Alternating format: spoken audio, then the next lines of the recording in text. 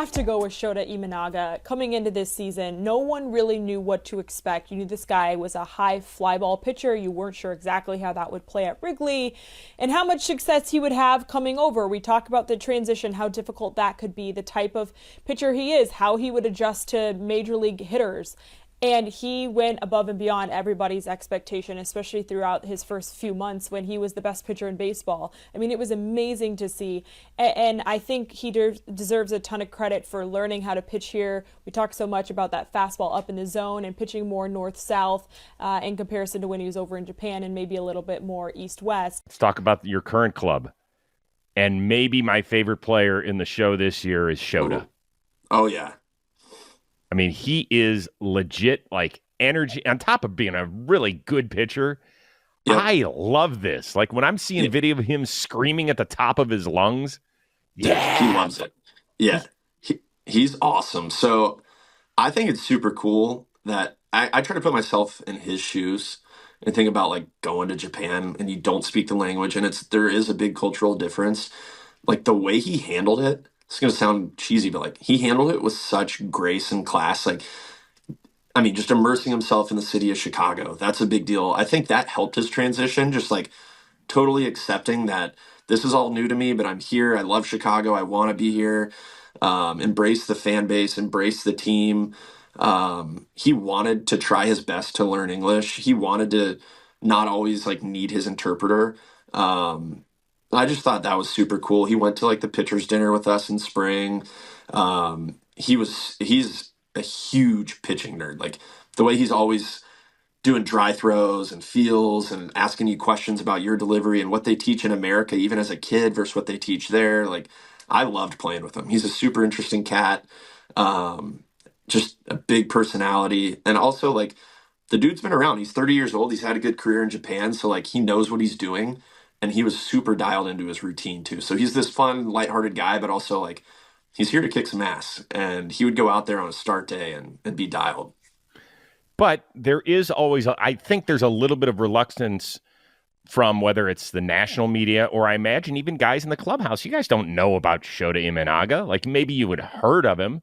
Maybe you'd seen some clips of him on social media, but you don't know what the dude's going to bring when the bright lights are on the biggest stage in this sport. Were you a little bit surprised about how good he was?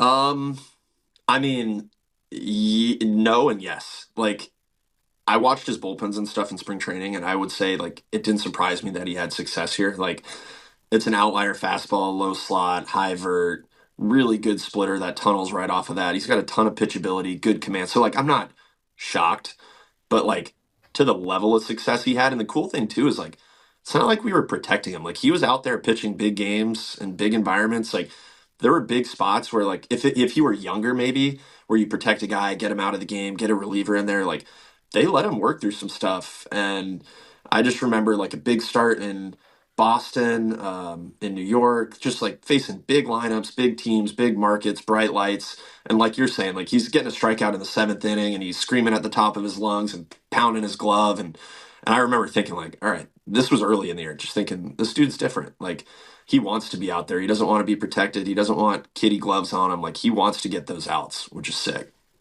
Didn't he get pulled from a no-hitter after 7 or something like that? Yeah, that was towards the end of the year against the Pirates. Yeah, he was at 7. I forget his pitch count, but it was up there. And I forget the score, but I think we were winning by a good bit too. Okay, get that Ohtani guy. Here he's making strides. Yeah, he's not bad.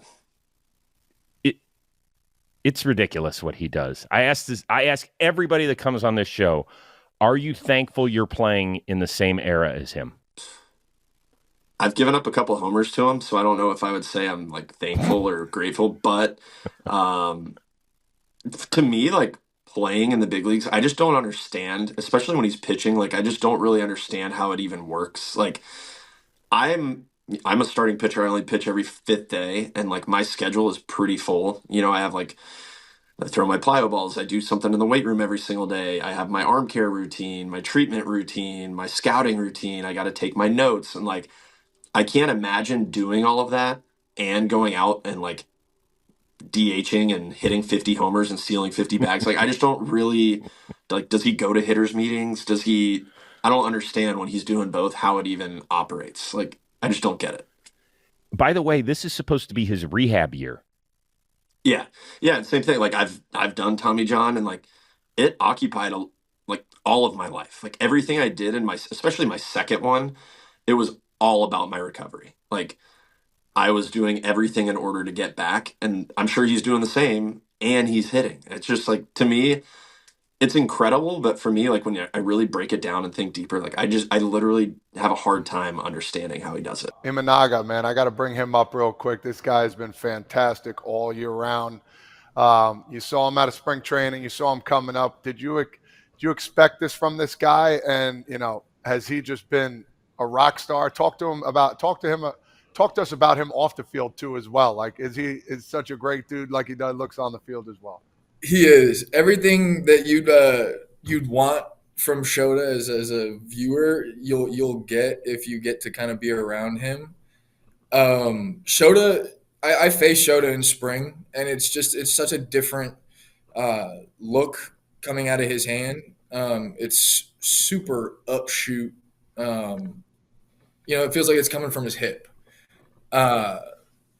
It's a tough fastball to play at the top of the zone. That's where you got to set your height against him is finding that bottom of the third floor, because it's tough to get anything above your hands. But he's so good and he's so athletic, and it's such a pleasure watching him pitch. But being around him is equally as fun. He's a character, and I haven't been here the whole year, but from what I've seen so far, he's become one of the guys really quickly, whatever you want to call it. He's totally embraced being here, and he's been so much fun to be around.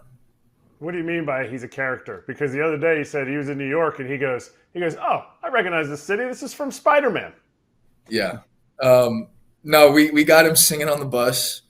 He loves Bushy's walkout song. It's that Morgan Wallen song with Lil Durk, and we had Shota singing that on the bus, and he killed it. But he's personable. He's very friendly, very smart. His English is really good in terms of what he understands. Yeah, he's great to have around. ご視聴ありがとうございました。チャンネル登録と高評価よろしくお願いします。